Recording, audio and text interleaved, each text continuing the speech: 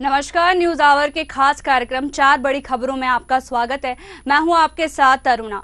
आज की पहली बड़ी खबर मणिपुर हिंसा को लेकर है, जहां जिरीबाम में फिर हिंसा भड़कने से 5 लोगों की मौत हो गई। दूसरी बड़ी खबर समाजवादी पार्टी को लेकर है, जहां सपा ने हरियाणा विधानसभा चुनाव लड़ने से इनकार कर दिया है। तीसरी बड़ी खबर गुना से है, जहां बंदूक की सफाई करते वक्त अचानक गोली चलने से ड्राइवर महेश धाकड़ घायल हो गए। और चौथी बड़ी खबर मध्य प्रदेश में मौसम के हाल को लेकर है, जहां प्रदेश में मौसम का मिजाज बदला हुआ है। तो चलिए शुरू करते हैं 4 बड़ी खबरें।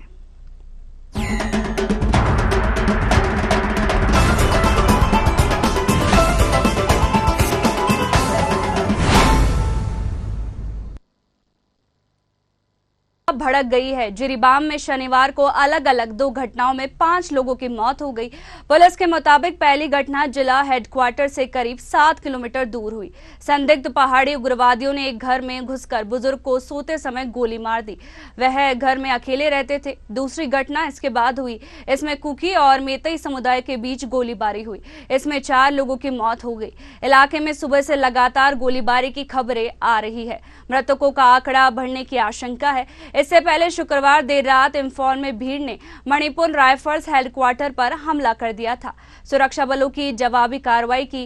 गन से कई राउंड फायरिंग कर बम और आंसू गैस के गोले भी दागे। सुरक्षा बलों और भीड़ के बीच रात भर संघर्ष चला। 5 लोगों के घायल होने की खबर है। उन्हें अस्पताल में भर्ती कराया गया। अभी तक हथियार या गोला बारूद लूटे जाने की कोई पुष्टि नहीं हुई है। हालांकि दोनों जगहों पर हिंसा में मृतकों और घायलों की संख्या बढ़ सकती है। वहीं इस खबर पर ज्यादा जानकारी के लिए हमारे साथ मनीष अग्रवाल जुड़ गए हैं। राजनीतिक विश्लेषक मनीष अग्रवाल जुड़ गए। मनीष जी, आपका बहुत बहुत स्वागत है न्यूज आवर पर। जैसा कि देखा जा रहा है कि रूस और यूक्रेन का लगातार युद्ध चल रहा है, उसको देखते हुए ड्रोन और आधुनिक हथियार कभी भारत के अंदर दिखाई नहीं देते थे और मणिपुर में इसी के साथ हिंसा की जा रही है।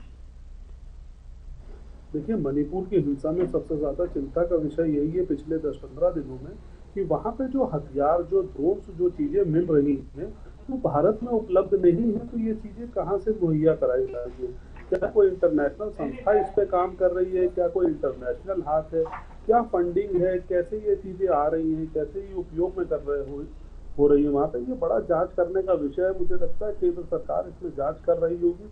जब इसके तथ्य खुल के सामने आएंगे तो हमें कुछ बहुत ही ऐसी जानकारी मिलेगी जो अविश्वसनीय होगी। तो क्या महेश जी, ऐसा देखा जा सकता है कि कहीं क्या विदेशी ताकतों का तो हाथ नहीं है इस पीछे? क्योंकि ड्रोन से जो हमले वो नहीं देखा जाता है भारत के अंदर, तो खास करके नहीं देखा जाता है ऐसी चीजें। रूस और यूक्रेन के अंदर ऐसी चीजें देखने को मिलती हैं। देखिए, आप बिल्कुल सही कह रही हैं। इसमें जरूर मुझे लगता है कहीं ना कहीं विदेशी ताकतों का हाथ है जो उन्हें ये हथियार मुहैया करा रही है, जिससे वहाँ पे अस्थिरता का माहौल बनाया जा रहा है। और यही एक जांच का विषय है कि कैसे उनके पास ये चीजें पहुंच रही है, कौन पहुंचा रहा है, कौन से ऐसे स्रोत है। क्योंकि अगर ये चीजें ऐसी आती रहेंगी तो मुझे लगता है फिर स्थिरता कभी नहीं आ पाएगी। भारत सरकार जो भी कोशिशें करेगी वो पूरी नहीं हो पाएंगी, क्योंकि जो लोग इसको करा रहे हैं उनका सिर्फ और सिर्फ ऑब्जेक्टिव यही है कि वहाँ पे कैसे अशांति फैले, कैसे वहाँ पे लोगों की जान माल की सुरक्षा ना हो पाए और कैसे केंद्र सरकार पे इसके लिए उंगलियां उठाई जाए। जी, कांग्रेस ने भी मणिपुर में ड्रोन हमलों पर केंद्र की खामोशी पर चुप्पी साधी है, तो इस पर क्या कहना है आपका? देखिए, कांग्रेस ने इस पे चुप्पी साधी है। कांग्रेस का ये कहना है केंद्र ने चुप्पी साधी है। कांग्रेस विपक्ष है, उसका ये काम है, वो कहता रहेगा। लेकिन सरकार को ये जांच करनी चाहिए कि कैसे वहाँ पे ऐसे हथियार आ रहे हैं जो भारत में उपलब्ध ही नहीं है। ये तो जांच का विषय सरकार का ही नहीं है। सरकार को ये ध्यान देनी पड़ेगी। विपक्ष सवाल उठाता रहेगा जब तक ये चीजें शांत नहीं होंगी। क्या कांग्रेस के शासन में मणिपुर में हमेशा शांति रहती थी? उस समय भी बहुत परेशानियां रहती थी, लेकिन उसका भी हल निकाला और केंद्र सरकार ने पिछले 8-10 सालों में मणिपुर की स्थिति बहुत अच्छी कर दी थी। लेकिन इधर पिछले 1-1.5 साल से फिर ये स्थिति खराब हुई है। तो अभी केंद्र सरकार की जिम्मेदारी है कि कैसे इन चीजों को वहां तक पहुंचने से रोका जाए। जी, ये भी देखा जा रहा है कि अभी पूर्व सीएम के घर भी रॉकेट दागा गया था और उसमें एक की मौत हो गई थी। तो ये भी बहुत बड़ा घटना है कि इस पूर्व सीएम के घर रॉकेट दागा गया था। हाँ, देखिए, किसी के घर भी ऐसी घटना हो तो बहुत बड़ी बात है। और पूर्व सीएम के घर इसलिए बड़ी बात है क्योंकि वहाँ कोई ना कोई सुरक्षा जरूर मौजूद रही होगी। लेकिन उन आतंकवादियों का मनोबल इतना बढ़ गया है कि वो सरकार के शीर्ष पदों पे भी हमला करने से नहीं चूक रहे हैं। तो इसका मतलब ये बहुत ज्यादा गंभीर विषय हो जाता है इस समय। जी, तमाम जानकारी के लिए आपका बहुत बहुत शुक्रिया।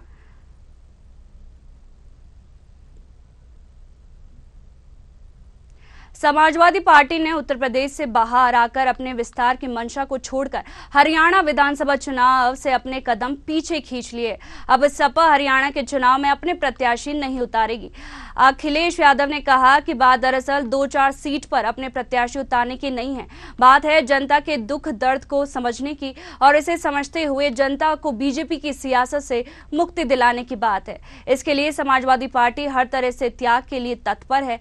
बीजेपी को चुनाव में हारने के लिए ही उसने हरियाणा चुनाव में इंडिया गठबंधन को पूरा साथ देने का फैसला किया। ऐसे में अब यह सवाल उठता है, लाजमी है कि अखिलेश यादव ने जिस तरह से हरियाणा में कदम पीछे किए हैं, क्या यूपी की 10 सीट पर होने वाले उपचुनाव में कांग्रेस दिल बड़ा कर पाएगी? क्या नवंबर-दिसंबर में होने वाले महाराष्ट्र विधानसभा चुनाव में कांग्रेस सपा के साथ सीट शेयरिंग कर पाएगी? वहीं आपको बता दें कि हरियाणा के अंदर उथल पुथल मच गई है। वहां पर 5 अक्टूबर को चुनाव होना है। उसी को लेकर अखिलेश यादव ने अपना बयान दिया है। उन्होंने कहा है कि हम कांग्रेस के साथ है पूरी तरह से। जैसे कि आपको बता दें कि पिछली बार सपा वहां पर 4 सीटों पर हार गई थी। उसी को लेकर अखिलेश यादव ने कहा है कि हम तो कांग्रेस के साथ हैं, उनका समर्थन करेंगे। साथ ही उन्होंने कहा है कि जहां से जो पार्टी लड़ना चाहती है चुनाव, जहां से वो जीतना चाहती है, उन्हीं उम्मीदवारों को वहां से उम्मीदवारी के लिए उठाया जाएगा। वहीं बीजेपी को चुनाव में हारने के लिए भी उसने हरियाणा में इंडिया गठबंधन को पूरा साथ देने का फैसला किया है। ऐसे में अखिलेश यादव भी सुर्खियों में बने हुए हैं अपने बयान को लेकर। और लगातार आपको बता दें कि ऐसे में अब यह सवाल उठता लाजमी है कि अखिलेश यादव ने जिस तरह से हरियाणा में कदम पीछे खींच लिए, क्या यूपी की 10 सीटों पर होने वाले उपचुनाव में कांग्रेस दिल बड़ा कर पाएगी या नहीं? और आपको ये भी बता दें कि नवंबर-दिसंबर में होने वाले महाराष्ट्र विधानसभा चुनाव में कांग्रेस सपा के साथ सीट शेयरिंग करेगी या नहीं, ये भी बड़ा सवाल खड़ा होता है।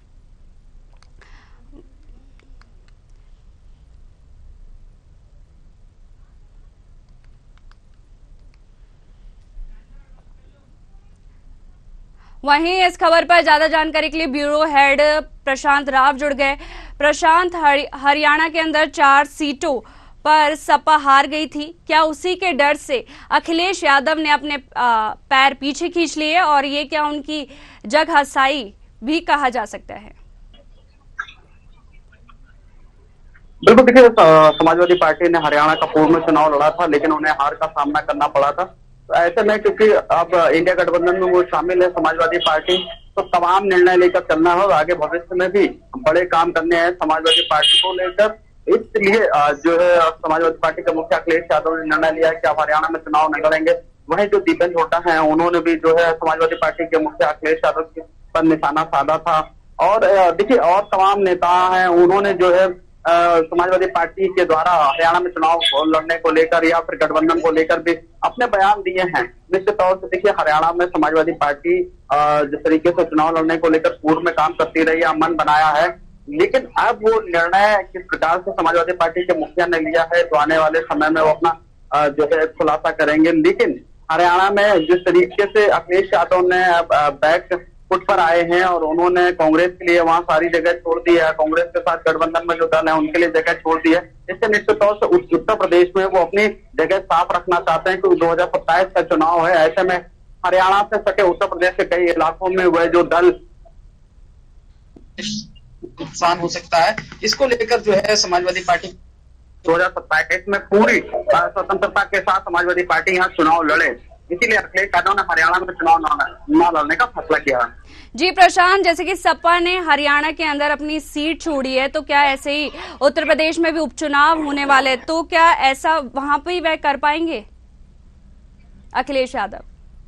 देखिए निश्चित तौर से ये माना जा रहा है कि इंडिया गठबंधन में कांग्रेस और समाजवादी पार्टी दोनों मिलकर चुनाव जो है लड़ेंगे, जो उप विधानसभा में 10 चुनाव होने हैं। लेकिन अभी साफ तौर से दोनों पार्टियों के बीच में जो है कस्मत की स्थिति बनी हुई है।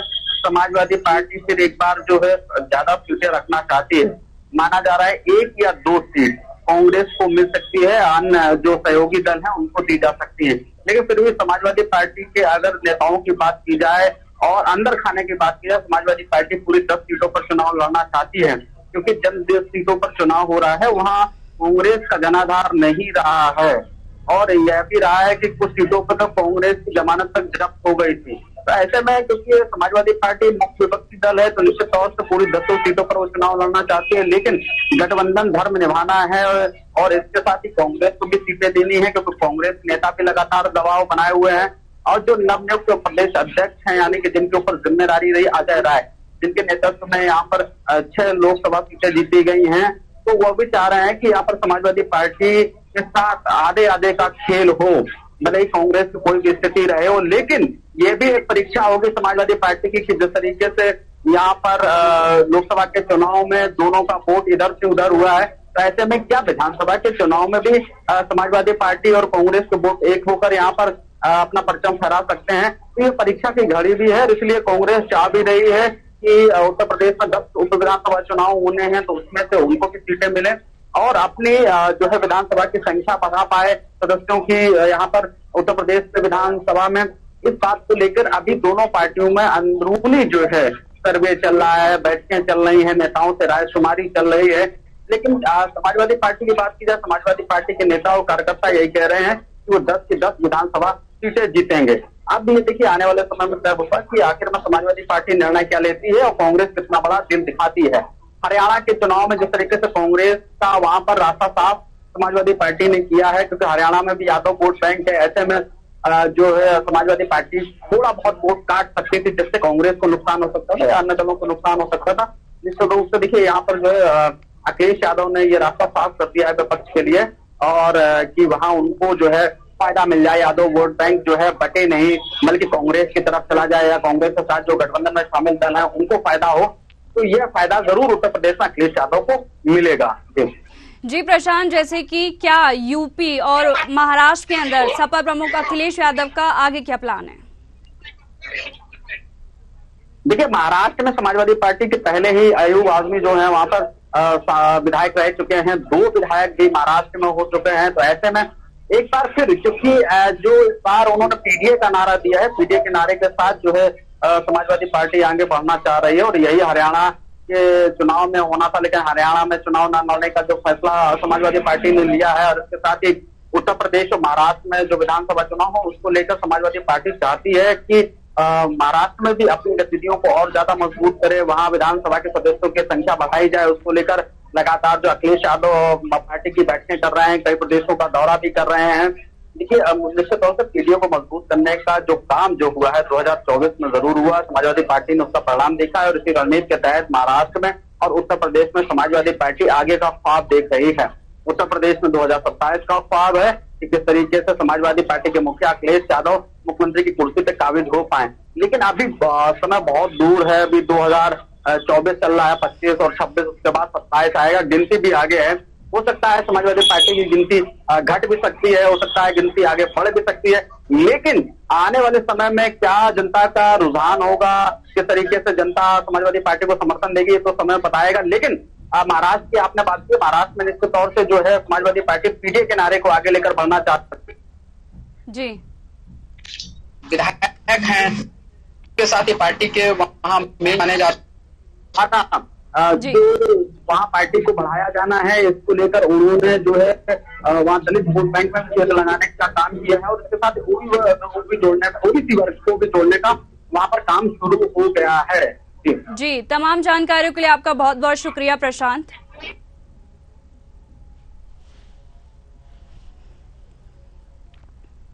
गुना में एसपी मानसिंह ठाकुर के सरकारी बंगले पर गनमैन से उस समय गोली चल गई जब वह पिस्टल की सफाई कर रहा था। इस दौरान सामने बैठे एसपी के ड्राइवर महेश धाकड़ को गोली लग गई। बता दें गनमैन पिस्टल को चेक कर रहा था।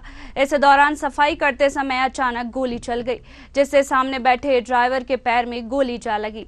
घायल ड्राइवर को सरकारी अस्पताल में भर्ती कराया गया है। उसके पैर में फ्रैक्चर भी बताया जा रहा है। वहीं एसपी संजीव कुमार सिंह और कलेक्टर सत्येंद्र सिंह ने जिला अस्पताल पहुंचकर घायल ड्राइवर महेश धाकड़ के स्वास्थ्य की जानकारी ली। इसके साथ ही कलेक्टर ने सिविल सर्जन सहित डॉक्टर को ड्राइवर के उचित उपचार के लिए निर्देश दिए। फिलहाल ड्राइवर महेश धाकड़ खतरे से बाहर बताया जा रहा है। के निवास पर उनका जो गनमैन था अपने आप उसकी साफ सफाई कर रहा था, इसी समय अचानक राउंड फायर हो गया है और सामने जो बैठे हुए थे ड्राइवर उनके पैर के नीचे लग गया। अभी क्या स्थिति है सर? डॉक्टर 11:30 बजे के आसपास अभी क्या स्थिति है? स्थिति कंप्लीट ठीक है, ओके है और इनका ट्रीटमेंट आगे डॉक्टर साहब से देखते हैं। कहीं रेफर किया जा रहा है सर? अभी लेते हैं, कॉल लेंगे, डॉक्टर साहब देख लें, उनके परिजन आ रहे हैं, उसके बाद जो भी डिसीजन लेंगे उसके बाद आता है।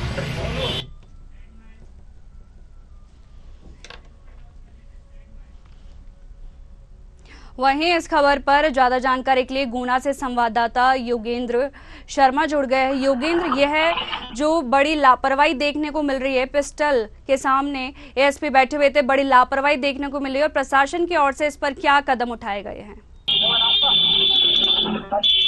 जी, जैसे कि सुबह 11:15 बजे की मामला है और एडिशनल एसपी मानसिंह ठाकुर के जो गनमैन है वे अपनी पिस्टल में चेक कर रहे थे और सफाई कर रहे थे। अचानक उसमें मैगजीन लगाने के बाद में कॉक हो गई और टैगर दब गया, जिससे उनके ड्राइवर हैं उनको महेश धाकर जो है उनको गोली लगी है और गोली आर पार हो गई है। तो वहीं इस मामले में जो एसएफ के गार्ड थे संतोष रघुवंशी जी और उनसे अचानक ये गलती हुई है और इसमें पुलिस अधीक्षक जो संजीव कुमार सिन्हा है उनका कहना है कि इसकी जांच की जा रही है कि ये गलती कैसे हुई और अचानक ये घटना कैसे गंभीर रूप से घटित हुई है। जी, जैसे कि जो सरकारी पिस्टल रखी जाती है तो इसके लिए कोई स्पेशल से डिपार्टमेंट भी बनाया जाता होगा जिसके इसके लिए रख रखाव के लिए? नहीं, जैसे कि ऑन ड्यूटी थे जो संतोष रघुवंशी हैं वो ड्यूटी पे थे और बंगले पे थे मानसिंह ठाकुर एडिशनल एसपी के, और जब वो मैगजीन अपनी चेक कर रहे थे, सफाई कर रहे थे, तो मैगजीन लगाने के बाद में अचानक टैगर दब गया और सामने जो ड्राइवर थे महेश धाकर सूरी तो उनको गोली लगी है, सीधे पैर में लगी है गोली उनके और आर पार हो गई है। जैसा कि डॉक्टर जो आर्थो वाले हैं उनसे मेरी बात हुई बीरेन धाकर से, जो इनके रिलेशन में भी है महेश धाकर के, और बहने भी बताए जा रहे हैं। और उनका कहना यह है कि यहीं के गुना में मीनाक्षी हॉस्पिटल है, यहाँ पे उनको रेफर करके उनको ऑपरेशन किया जाएगा और शिवपुरी से इनके महेश धाकर के परिजन आ रहे हैं, पिताजी वगैरह आ रहे हैं, उसके बाद में ऑपरेशन किया जाएगा। जी, जो पिस्टल रखी जाती है, जैसे मैंने अभी आपको बताया, जो पिस्टल रखी जाती है उसके रख रखाव के लिए एक अलग से व्यवस्था भी तो रखी जाती होगी, या फिर उसको कहीं पर भी, जैसे कि अभी बताया कि एसपी बैठे हुए थे और पिस्टल को साफ किया जा रहा था, तो सरकार की तरफ से पिस्टल का कोई स्पेशल डिपार्टमेंट भी बनाया गया होगा जहां पर साफ सफाई की जाती होगी पिस्टल वगैरह की? नहीं, इसमें मैं आपको क्लियर कर दूं कि एसपी नहीं बैठे थे सामने, जो एडिशनल एसपी मानसिंह ठाकुर हैं उनके ड्राइवर बैठे हुए थे और उनके पैर में गोली लगी है। जी। और जो गनमैन थे वो एसएफ के थे और वो ऑन ड्यूटी थे। क्या है कि आप जानते हैं कि एसपी, एडिशनल एसपी और कलेक्टर तमाम सारे जो IAS IPS अधिकारी हैं उनकी सुरक्षा में एक गनमैन रहता है, तो गनमैन से गलती से चली है और उसमें एसपी जो है संजीव कुमार सिन्हा, उनका कहना है कि इस पे जांच की जाएगी कि ये घटना कैसे घटित हुई और जांच के बाद अग्रिम कार्रवाई की जाएगी, ऐसा एसपी का कहना है। जी, तमाम जानकारियों के लिए आपका बहुत बहुत शुक्रिया।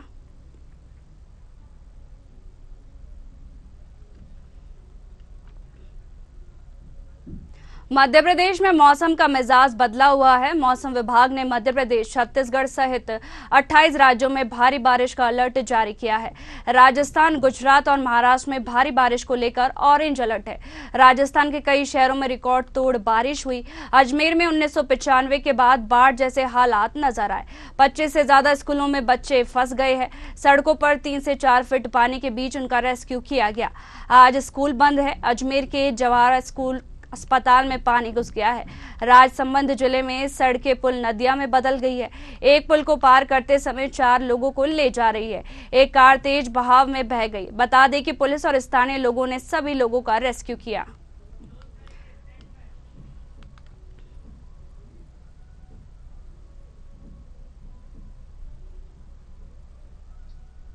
फिलहाल इन 4 बड़ी खबरों में इतना ही। बने रहिए न्यूज़ आवर के साथ। नमस्कार।